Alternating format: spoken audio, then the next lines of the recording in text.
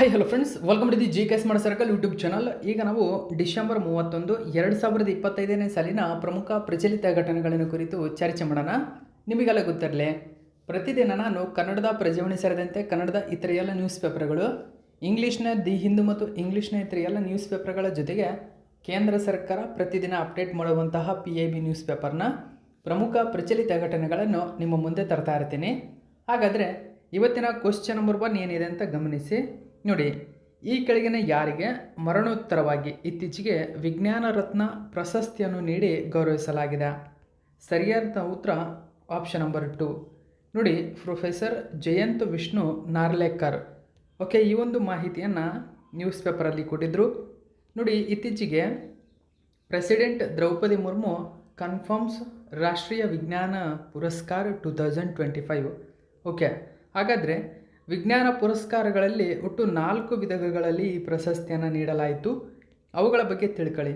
ನೋಡಿ, ರಾಷ್ಟ್ರೀಯ ವಿಜ್ಞಾನ ಪುರಸ್ಕಾರವು ವಿಜ್ಞಾನ, ತಂತ್ರಜ್ಞಾನ ಮತ್ತು ನಾವೀನ್ಯತೆ ಕ್ಷೇತ್ರಗಳಲ್ಲಿ ಅಸಾಧಾರಣ ಕೊಡುಗೆ ನೀಡಿದಂಥವರಿಗೆ ರಾಷ್ಟ್ರದಲ್ಲಿ ಅತ್ಯುನ್ನತ ಪ್ರಶಸ್ತಿಯಾಗಿ ನೀಡಲಾಗುತ್ತದೆ. ಹಾಗಾದರೆ 2025ರ ಆವೃತ್ತಿಯು ರಾಷ್ಟ್ರೀಯ ವಿಜ್ಞಾನ ಪುರಸ್ಕಾರದ 2ನೇ ಆವೃತ್ತಿಯಾಗಿದೆ. ನೋಡಿ, 2ನೇ ಆವೃತ್ತಿಯ ಪ್ರಶಸ್ತಿ ಇದು. ಓಕೆ, ಈ ಪ್ರಶಸ್ತಿಯನ್ನು ಪ್ರತಿ ವರ್ಷ 4 ವಿಭಾಗಗಳಲ್ಲಿ ನೀಡಲಾಗುತ್ತದೆ. ಒಂದೇನೆಂದರೆ ವಿಜ್ಞಾನ ರತ್ನ, 2ನೇದು ವಿಜ್ಞಾನ ಶ್ರೀ, 3ನೇದು ವಿಜ್ಞಾನ ಯುವ ಶಾಂತಿ ಸ್ವರೂಪ್ ಭಟ್ನಾಗರ್ ಪ್ರಶಸ್ತಿ, 4ನೇದು ವಿಜ್ಞಾನ ತಂಡ ಪ್ರಶಸ್ತಿ. ಹೀಗೆ 4 ವಿಭಾಗಗಳಲ್ಲಿ ಈ ರಾಷ್ಟ್ರೀಯ ವಿಜ್ಞಾನ ಪುರಸ್ಕಾರಗಳನ್ನು ನೀಡಲಾಗುತ್ತದೆ. ಹೀಗೆ ವಿಜ್ಞಾನ ರತ್ನ ಪ್ರಶಸ್ತಿಯನ್ನು ನೋಡಿ ಮರಣೋತ್ತರವಾಗಿ ಗಮನಿಸಬೇಕು. ಅದರಲ್ಲಿ ಒಂದನೇದು ವಿಜ್ಞಾನ ರತ್ನ ಪ್ರಶಸ್ತಿ. ಈ ಪ್ರಶಸ್ತಿಯನ್ನು ಮರಣೋತ್ತರವಾಗಿ ಪದ್ಮವಿಭೂಷಣ ಪ್ರಶಸ್ತಿ ಪುರಸ್ಕೃತರಾದ ಪ್ರೊಫೆಸರ್ ಜಯಂತ್ ವಿಷ್ಣು ನಾರ್ಲಿಕರ್ ಅವರಿಗೆ ನೀಡಿ ಗೌರವಿಸಲಾಗಿದೆ. ಸೊ ಮೋಸ್ಟ್ ಇಂಪಾರ್ಟೆಂಟ್ ಇದು. ಹಾಗಾದರೆ ಯಾರಿ ಜಯಂತ್ ವಿಷ್ಣು ನಾರ್ಲಿಕರ್?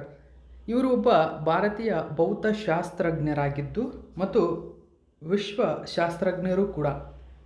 ಇವರು ಗುರುತ್ವಾಕರ್ಷಣೆ ಮತ್ತು ವಸ್ತುವಿನ ಸೃಷ್ಟಿಯನ್ನು ಏಕೀಕರಿಸಲು ಹೊಯ್ಲ್ ನಾರ್ಲಿಕರ್ ಸಿದ್ಧಾಂತವನ್ನು ಅಭಿವೃದ್ಧಿಪಡಿಸಿದವರು. ಇದರ ಜೊತೆಗೆ ನೋಡಿ, ವಿಜ್ಞಾನಶ್ರೀ ಪ್ರಶಸ್ತಿಯನ್ನು ಕೂಡ ನೀಡಲಾಗಿದೆ. ಸೊ ಎಷ್ಟು ಜನರಿಗೆ? 8 ಜನರಿಗೆ. ನೋಡಿ, ತುಂಬಾ ಇಂಪಾರ್ಟೆಂಟು. 8 ಜನರಿಗೆ ವಿಜ್ಞಾನಶ್ರೀ ಪ್ರಶಸ್ತಿಯನ್ನು ನೀಡಿ ಗೌರವಿಸಲಾಗಿದ್ದರೆ, ಇನ್ನು ಉಳಿದಂತೆ ಇನ್ನೊಂದು ಪ್ರಶಸ್ತಿ ವಿಜ್ಞಾನ ಯುವ ಶಾಂತಿ ಸ್ವರೂಪ್ ಭಟ್ನಾಗರ್ ಪ್ರಶಸ್ತಿ. ಈ ಪ್ರಶಸ್ತಿಯನ್ನು 14 ಯುವ ವಿಜ್ಞಾನಿಗಳಿಗೆ ಪ್ರಶಸ್ತಿಯನ್ನು ನೀಡಿ ಗೌರವಿಸಲಾಗಿದೆ. ಓಕೆ, ಇನ್ನು ವಿಜ್ಞಾನ ತಂಡ ಪ್ರಶಸ್ತಿಯನ್ನು ಯಾರಿಗೆ ನೀಡಲಾಗಿದೆ? CSIRನ ಟೀಮ್ ಆಗಿರತಕ್ಕಂಥ ರೋಮಾ ಮಿಷನ್ನ ಟೀಮ್ ಏನಿದೆ, ಈ ಮಿಷನ್ನ ಟೀಮಿಗೆ ವಿಜ್ಞಾನ ತಂಡ ಪ್ರಶಸ್ತಿಯನ್ನು ನೀಡಲಾಗಿದೆ. ನೋಡಿ, 4 ವಿಭಾಗಗಳಲ್ಲಿ ಈ ವಿಜ್ಞಾನ ಪುರಸ್ಕಾರವನ್ನು ನೀಡಲಾಗುತ್ತದೆ. ರಾಷ್ಟ್ರಪತಿ ದ್ರೌಪದಿ ಮುರ್ಮು ಈ ಪ್ರಶಸ್ತಿಯನ್ನು ನೀಡಲಾಗ್ತಾರೆ. ಸೊ ಈ ಪ್ರಶಸ್ತಿ 2ನೇ ಆವೃತ್ತಿಯದ್ದಾಗಿದೆ. ಓಕೆ, ಸೊ 2025ರ ಪ್ರಶಸ್ತಿಯನ್ನು ಮರಣೋತ್ತರವಾಗಿ ವಿಜ್ಞಾನ ತಂಡ, ವಿಜ್ಞಾನಶ್ರೀ ಮತ್ತು ಯುವ ಶಾಂತಿ ಸ್ವರೂಪ್ ಭಟ್ನಾಗರ್ ಪ್ರಶಸ್ತಿ ಯಾರ್ಯಾರಿಗೆ ಎಷ್ಟೆಷ್ಟು ಜನಕ್ಕೆ ನೀಡಲಾಗಿದೆ ಅಂತ ಸಂಪೂರ್ಣ ಮಾಹಿತಿಯನ್ನು ಕೊಟ್ಟಿದ್ದೀನಿ. ಇದೆಲ್ಲ ಮಾಹಿತಿ ಇಂಪಾರ್ಟೆಂಟ್ ಆಗುತ್ತೆ, ನೆನಪಿರಲಿ. ಈಗ ನಾವು 2ನೇ ಕ್ವಶನ್ ನೋಡೋಣ. ನೋಡಿ, ಇತ್ತೀಚೆಗೆ ಭ್ರಷ್ಟಾಚಾರ ವಿರುದ್ಧದ ವಿಶ್ವಸಂಸ್ಥೆಯ ಸಮಾವೇಶ UNCAC ಅಂತ ಕರೀತಾರೆ. ನೋಡಿ, UNCAC ಅಂದರೆ United Nations convention against corruption. Okay, ಈ ಸಮಾವೇಶದ ರಾಜ್ಯಗಳ ಪಕ್ಷಗಳ ಸಮ್ಮೇಳನ. ನೋಡಿ, COSP ಅಂತ ಕರೀತಾರೆ. COSP ಅಂದರೆ conference of the state parties. Okay, ಅಂದರೆ UNCAC COSPನ 11ನೇ ಆವೃತ್ತಿ ಇತ್ತೀಚೆಗೆ ಕೆಳಗಿನ ಯಾವ ದೇಶದಲ್ಲಿ ನಡೆಯಿತು? ಸೊ ಮೋಸ್ಟ್ ಇಂಪಾರ್ಟೆಂಟು ಈ ಸಮಾವೇಶ ಏನಿದೆ ಮುಖ್ಯವಾಗಿ ಭ್ರಷ್ಟಾಚಾರ ವಿರುದ್ಧ, ಅಂದರೆ ಕರಪ್ಷನನ್ನು ವಿಶ್ವದಾದ್ಯಂತ ತೆಗೆದುಹಾಕುವ ಉದ್ದೇಶದಿಂದಾಗಿ ವಿಶ್ವಸಂಸ್ಥೆ ಈ ಒಂದು ಸಮ್ಮೇಳನವನ್ನು ಪ್ರತಿ ವರ್ಷ ಆಯೋಜನೆ ಮಾಡುತ್ತೆ. ಸೊ ಇದು 11ನೇ ಆವೃತ್ತಿಯ ಸಮ್ಮೇಳನವಾಗಿದೆ. ಹಾಗಾದರೆ ಈ ಸಮ್ಮೇಳನ ಈ ವರ್ಷ ಯಾವ ದೇಶ ಆತಿಥ್ಯವನ್ನು ವಹಿಸಿತ್ತು ಅಂತ ಕೇಳಿದರೆ ಕತರ್. ನೋಡಿ, ಕತರ್ ಈ ವರ್ಷ UNCACನ ಸಮ್ಮೇಳನದ ಆತಿಥ್ಯವನ್ನು ವಹಿಸಿತ್ತು. ಮುಖ್ಯವಾಗಿ ಯಾವ ನಗರದಲ್ಲಿ ನಡೀತು ಅಂತ ಕೇಳಿದರೆ ದೋಹಾ. ಓಕೆ, ಕತಾರ್ನ ದೋಹಾದಲ್ಲಿ ನಡೆದಿದೆ. ಗಮನಿಸಬಹುದು, conference of the states parties to the United Nations convention against corruption. So ಇದೇ ಡಿಸೆಂಬರ್ 15ರಿಂದ 19ರವರೆಗೆ ಕತಾರ್ನ ದೋಹಾದಲ್ಲಿ ನಡೆದಿದೆ. ಓಕೆ, ನ್ಯೂಸ್ ಪೇಪರಲ್ಲಿ ಈ ಒಂದು ಮಾಹಿತಿಯನ್ನು ಕೊಟ್ಟಿದ್ದರು. ಹೆಚ್ಚಿನ ಡೀಟೇಲ್ಸ್ ನೀವಿಲ್ಲಿ ಗಮನಿಸಬಹುದು. ಗಮನಿಸಿದ್ದು 11ನೇ ಆವೃತ್ತಿಯಾಗಿದೆ. ಡಿಸೆಂಬರ್ 15ರಿಂದ 19ರವರೆಗೆ ಕತಾರ್ ದೇಶದ ದೋಹಾದಲ್ಲಿ ನಡೆದಿರ್ತಕ್ಕಂಥದ್ದು. ಈ 5 ದಿನಗಳ ಸಮ್ಮೇಳನವು ಕತಾರ್ ರಾಜ್ಯವು ವಿಶ್ವಸಂಸ್ಥೆಯ ಮಾದಕ ದ್ರವ್ಯ ಮತ್ತು ಅಪರಾಧ ಕಚೇರಿ UNODC ಸಹಕಾರದೊಂದಿಗೆ ಆಯೋಜನೆ ಮಾಡಿದೆ. ಹಾಗಾದರೆ ಕತಾರ್ ದೇಶವು ನೋಡಿ ವಿಶ್ವಸಂಸ್ಥೆಯ ODC ಏನಿದೆ ಕಚೇರಿ, ಆ ಕಚೇರಿಯ ಸಹಕಾರದೊಂದಿಗೆ ಆಯೋಜನೆ ಮಾಡಿದೆ. ಮುಂದಿನ ಅಂದರೆ 12ನೇ COSP ಅಧಿವೇಶನವು ಎಲ್ಲಿ ನಡೆಸಲಿದೆ ಅಥವಾ ಯಾವ ದೇಶ ನಡೆಸಲಿದೆ ಅಂತ ಕೇಳಿದರೆ ಉಜ್ಬೇಕಿಸ್ತಾನ್. ನೋಡಿ, ಉಜ್ಬೇಕಿಸ್ತಾನ್ನಲ್ಲಿ ಮುಂದಿನ COSP ಅಧಿವೇಶನ ನಡೆಯಲಿದೆ. ಹಾಗಾದರೆ ಏನಿದೆ UNCAC? UNCAC ಒಂದು ಭ್ರಷ್ಟಾಚಾರ ವಿರುದ್ಧದ ವಿಶ್ವಸಂಸ್ಥೆಯ ಸಮಾವೇಶವಾಗಿದೆ. ಇದು ಕಾನೂನುಬದ್ಧವಾಗಿ ಇರತಕ್ಕಂಥ ಸಾರ್ವತ್ರಿಕ ಅಂತಾರಾಷ್ಟ್ರೀಯ ಭ್ರಷ್ಟಾಚಾರ ವಿರೋಧಿ ಒಪ್ಪಂದವಾಗಿದೆ. ಈ ಒಪ್ಪಂದವನ್ನು ವಿಶ್ವಸಂಸ್ಥೆಯ ಜನರಲ್ ಅಸೆಂಬ್ಲಿಯು ಡಿಸೆಂಬರ್ 31, 2003ರಂದು ಅಂಗೀಕರಿಸಿದೆ. ಸೊ ಇದು 2ನೇ ಕ್ವಶನ್ನ ಪೂರ್ಣ ಮಾಹಿತಿ. ಇನ್ನು ನಾವು 3ನೇ ಕ್ವಶನ್ ನೋಡೋಣ. ಗಮನಿಸಿ, 2026ರಿಂದ 2029ರ ಅವಧಿಗೆ BWF ಅಂದರೆ ಬ್ಯಾಡ್ಮಿಂಟನ್ ವಿಶ್ವ ಒಕ್ಕೂಟದ ಕ್ರೀಡಾಪಟುಗಳ ಆಯೋಗದ ನೂತನ ಅಧ್ಯಕ್ಷರಾಗಿ ಕೆಳಗಿನ ಯಾರು ಆಯ್ಕೆಯಾಗಿದ್ದಾರೆ? ಸೊ ಇದು ತುಂಬಾ ಇಂಪಾರ್ಟೆಂಟ್ ಆಗಿರತಕ್ಕಂಥ ಕ್ವಶನ್ನು. ಯಾಕಂದರೆ ಇದಕ್ಕೆ ಆಯ್ಕೆಯಾಗಿರತಕ್ಕಂಥವರು PV ಸಿಂಧು. ನೋಡಿ, PV ಸಿಂಧು ಇದೀಗ badminton world federation athletics commission ಏನಿದೆ, ಈ ಕಮಿಷನ್ಗೆ ಚೇರ್ ಸ್ಥಾನವನ್ನು ವಹಿಸಿಕೊಳ್ಳಲಿದ್ದಾರೆ. ಎಲ್ಲಿಂದ ಎಲ್ಲಿಯವರೆಗೂ? 2026 to 2029. ಓಕೆ, ನ್ಯೂಸ್ ಪೇಪರಲ್ಲಿ ಕೊಟ್ಟಿದ್ದಾರೆ, ಗಮನಿಸಿ. PV Sindhu elected as chair of BWF athletics commission. BWF athletics ಕಮಿಷನ್ನ ನೂತನ ಮುಖ್ಯಸ್ಥರಾಗಿ ಇದೀಗ ಆಯ್ಕೆಯಾಗಿರತಕ್ಕಂಥದ್ದು. ಓಕೆ, ಸೊ ನ್ಯೂಸ್ ಪೇಪರಲ್ಲಿ ಕೊಟ್ಟಿದ್ದರು. PV ಸಿಂಧು ಅಂದರೆ ಪೂಸರ್ಲ ವೆಂಕಟ ಸಿಂಧು ಅಂತ ಕರಿತೀವಿ. 2 ಬಾರಿ ಒಲಿಂಪಿಕ್ ಪದಕ ವಿಜೇತೆ, ವಿಶ್ವ ಚಾಂಪಿಯನ್ ಆಗಿರತಕ್ಕಂಥ PV ಸಿಂಧು ಇದೀಗ BWFನ ಕ್ರೀಡಾಪಟುಗಳ ಆಯೋಗದ ಅಧ್ಯಕ್ಷರಾಗಿ ಆಯ್ಕೆಯಾಗಿದ್ದಾರೆ. ಈ ನೇಮಕಾತಿಯನ್ನು ಜಾಗತಿಕ ಕ್ರೀಡಾ ಆಡಳಿತದಲ್ಲಿ ಮಹತ್ವದ ನಾಯಕತ್ವದ ಹೆಜ್ಜೆ ಎಂದು ಬಣ್ಣಿಸಲಾಗಿದೆ. PV ಸಿಂಧು ಈ ಹಿಂದೆ ಗ್ರೇಸಿಯಾ ಪೋಲಿ ಇದ್ದಂತಹ ಸ್ಥಾನಕ್ಕೆ ಬಂದಿದ್ದಾರೆ. ಅಂದರೆ ಅಥ್ಲೆಟಿಕ್ಸ್ ವಿಭಾಗದ ನಾಯಕತ್ವ ಯಾರಿದ್ರು ಮೊದಲು ಅಂತ ಕೇಳಿದರೆ ಗ್ರೇಸಿಯಾ ಪೋಲಿ. ಅವರ ರಿಟೈರ್ಡ್ ನಂತರ PV ಸಿಂಧು ಈ ಸ್ಥಾನವನ್ನು ಅಲಂಕರಿಸಿದ್ದಾರೆ. ಓಕೆ, ನೆಕ್ಸ್ಟು 4ನೇ ಕ್ವಶನ್ ನೋಡಿ. ವಿಶ್ವದ ಅತಿದೊಡ್ಡ ಬಯಲು ರಂಗಮಂದಿರವಾದ ನೋಡಿ ಓಪನ್ ಏರ್ ಥಿಯೇಟರ್ ಧನು ಯಾತ್ರಾ. ಗಮನಿಸಿ, ಧನು ಯಾತ್ರಾ ವಾರ್ಷಿಕವಾಗಿ ಎಲ್ಲಿ ನಡೆಯಲಿದೆ? ಪ್ರತಿ ವರ್ಷ ನೋಡಿ ಒಡಿಸ್ಸಾದ ಬರ್ಗಡ ಅಂತ ಕರೀತಾರೆ. ಬಾರ್ಗರ್ ಅಥವಾ ಬಾರ್ಗಡ, ಒಡಿಸ್ಸಾದಲ್ಲಿ ಕಂಡುಬರತಕ್ಕಂಥ ಬಾರ್ಗಡದಲ್ಲಿ ಓಪನ್ ಏರ್ ಥಿಯೇಟರ್ ಅಲ್ಲಿ ಧನು ಯಾತ್ರಾ ನಡೆಯುತ್ತದೆ. ಪ್ರತಿ ವರ್ಷ ನಡೀತಕ್ಕಂಥ ಅತಿ ದೊಡ್ಡ ಬಯಲು ರಂಗಮಂದಿರದ ಒಂದು ನಾಟಕ ಪ್ರದರ್ಶನ ಇದು ಧನು ಯಾತ್ರಾ. ಓಕೆ, ಸೊ ನ್ಯೂಸ್ ಪೇಪರಲ್ಲಿ ಕೊಟ್ಟಿದ್ದರು, ಗಮನಿಸಬಹುದು ನೀವು. ನೋಡಿ, world largest open air theatre Dhanu Yatra begins in ಒಡಿಸ್ಸಾದ ಬರ್ಗರ್. ಓಕೆ, ಒಡಿಸ್ಸಾದ ಬರ್ಗಡ ಅಂತ ಕರಿತೀವಿ. ಸೊ ಈ ಒಂದು ಪ್ರತಿ ವರ್ಷ ಒಡಿಸ್ಸಾದಲ್ಲಿ ನಡೆಯುತ್ತದೆ ಇದು. ನೋಡಿ, ವಿಶ್ವವಿಖ್ಯಾತ ಧನು ಯಾತ್ರೆಯನ್ನು ಇತ್ತೀಚೆಗೆ ಒಡಿಸ್ಸಾದ ಬರ್ಗಡದಲ್ಲಿ ಉದ್ಘಾಟನೆ ಮಾಡಲಾಯಿತು. ಈ 11 ದಿನಗಳ ಬೃಹತ್ ಸಾಂಸ್ಕೃತಿಕ ಉತ್ಸವವು ಇಡೀ ನಗರವನ್ನು ಒಂದು ರೋಮಾಂಚಕ ರಂಗಭೂಮಿಯನ್ನಾಗಿ ಪರಿವರ್ತಿಸುತ್ತದೆ. ಪುರಾಣ, ಜಾನಪದ ಸಂಪ್ರದಾಯಗಳು, ನಾಟಕ ಕಲೆಯ ವಿಶಿಷ್ಟ ಮಿಶ್ರಣವು ಪ್ರತಿ ವರ್ಷ ಸಾವಿರಾರು ಪ್ರೇಕ್ಷಕರು ಮತ್ತು ಪ್ರವಾಸಿಗರನ್ನು ಆಕರ್ಷಿಸುತ್ತದೆ. ಓಕೆ, ನೆಕ್ಸ್ಟು 5ನೇ ಕ್ವಶನ್ ನೋಡಿ. ಪ್ರತಿ ವರ್ಷ ಅಂತಾರಾಷ್ಟ್ರೀಯ ಸಾಂಕ್ರಾಮಿಕ ಸನ್ನದ್ಧತಾ ದಿನ ನೋಡಿ, international day of epidemic preparedness. Okay, ಯಾವಾಗ ಆಚರಣೆ ಮಾಡಲಾಗುತ್ತದೆ? ಡಿಸೆಂಬರ್ 27 ಸರಿಯಾಗಿರ್ತಕ್ಕಂಥ ಉತ್ತರ ಆಪ್ಷನ್ ನಂಬರ್ 1. ಹೆಚ್ಚಿನ ಡೀಟೇಲ್ಸ್ ನೋಡಿ, international day of epidemic preparedness. ಹಾಗಾದರೆ ಏನಿದು ಎಪಿಡೆಮಿಕ್ ಪ್ರಿಪೇರ್ಡ್ನೆಸ್? ಯಾಕೆ ಸನ್ನದ್ಧತೆ ಮೊದಲೇ ಮಾಡಿಕೊಳ್ಬೇಕು? ನೋಡಿ, ಪ್ರತಿ ವರ್ಷ ಡಿಸೆಂಬರ್ 27ರಂದು ನಾವು ಸಾಂಕ್ರಾಮಿಕ ಸನ್ನದ್ಧತಾ ದಿನವನ್ನಾಗಿ ಆಚರಣೆ ಮಾಡುತ್ತೀವಿ. ಇದನ್ನು ವಿಶ್ವಸಂಸ್ಥೆಯ ಸಾಮಾನ್ಯ ಸಭೆ ಏನಿದೆ ಅಂದರೆ ಜನರಲ್ ಅಸೆಂಬ್ಲಿ ಮೇ 2020ರಲ್ಲಿ ಮೊದಲ ಅಂತಾರಾಷ್ಟ್ರೀಯ ಸಾಂಕ್ರಾಮಿಕ ಸನ್ನದ್ಧತಾ ದಿನವನ್ನು ಆಚರಣೆ ಮಾಡಲು ಘೋಷಣೆ ಮಾಡಿತು. ಯಾಕೆ?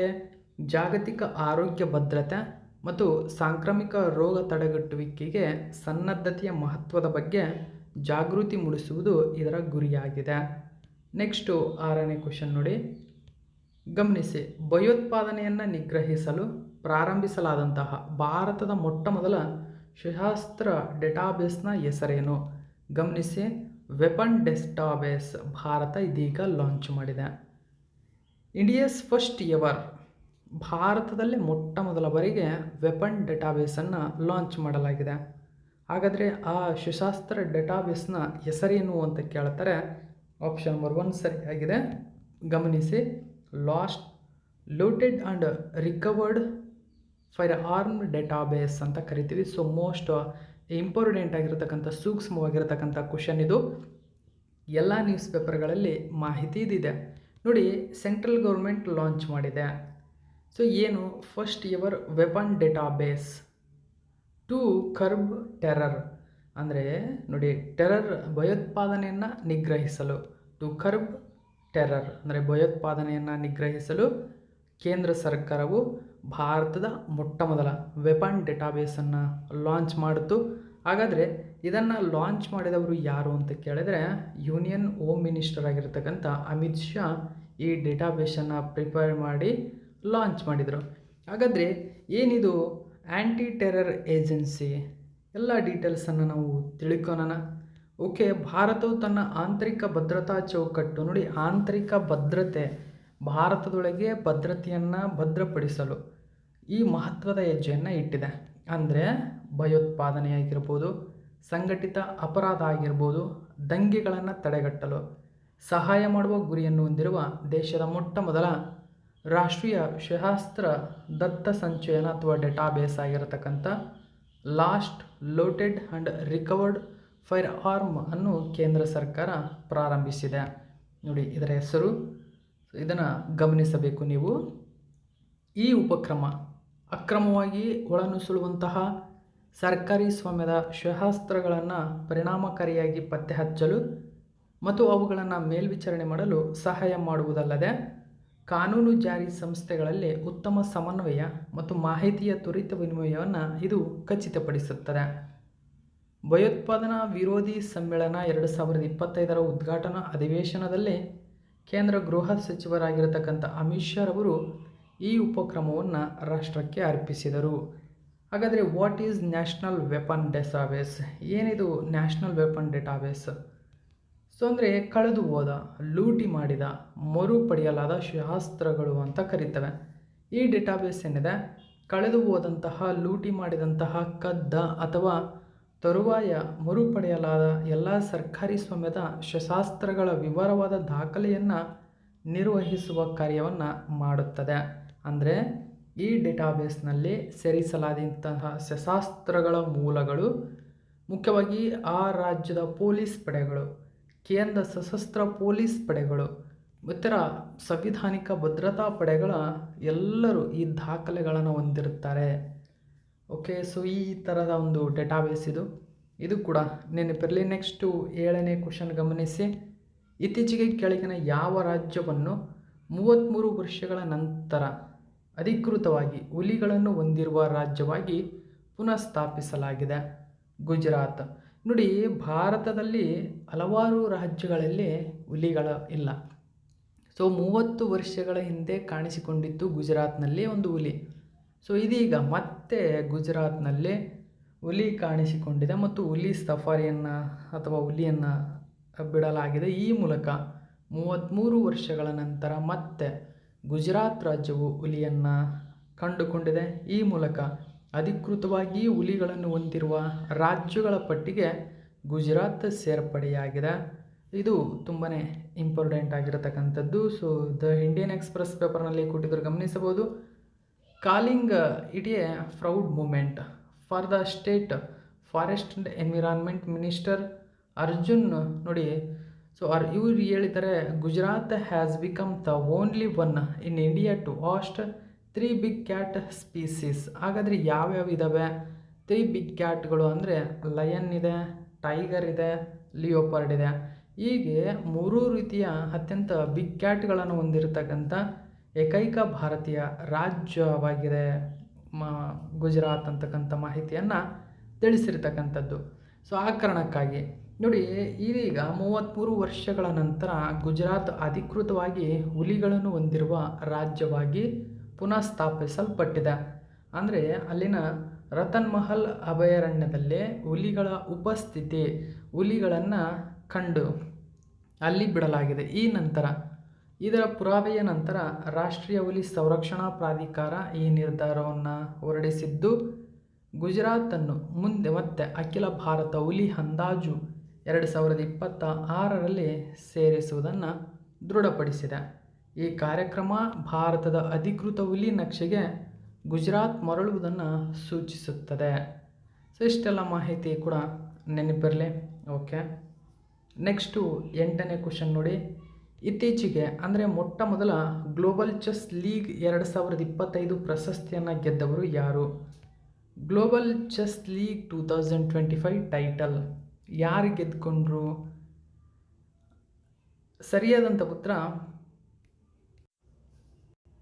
ಆಪ್ಷನ್ ನಂಬರ್ 4 ಗಮನಿಸಿ, ಆರ್ ಪ್ರಜ್ಞಾನಂದ ಮತ್ತು ಅನೀಶ್ ಗಿರಿ.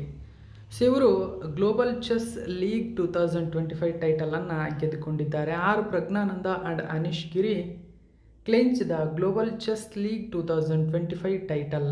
ಓಕೆ, ನ್ಯೂಸ್ ಪೇಪರಲ್ಲಿ ಒಂದು ಮಾಹಿತಿ ಕೊಟ್ಟಿದ್ದರು. ಹಾಗಾದರೆ ಗಮನಿಸಿದು ಚೊಚ್ಚಲ ಆವೃತ್ತಿಯಾಗಿದೆ.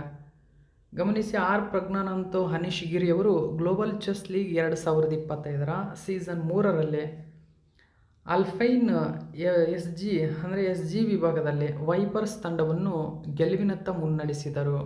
ಇವರು ವೈಪರ್ಸ್ ತಂಡದಲ್ಲಿದ್ದಾರೆ. ಮುಂಬೈನಲ್ಲಿ ನಡೆದಂತಹ ಫೈನಲ್ನಲ್ಲಿ ವೈಪರ್ಸ್ ತಂಡವು ಹಾಲಿ ಚಾಂಪಿಯನ್ ಆಗಿರತಕ್ಕಂಥ ತ್ರಿವೇಣಿ ಕಾಂಟಿನೆಂಟಲ್ ಕಿಂಗ್ಸ್ ತಂಡವನ್ನು ಸೋಲಿಸುವ ಮೂಲಕ ಮೊಟ್ಟ ಮೊದಲ JCL ಪ್ರಶಸ್ತಿಯನ್ನು ಗೆದ್ದುಕೊಂಡಿದೆ.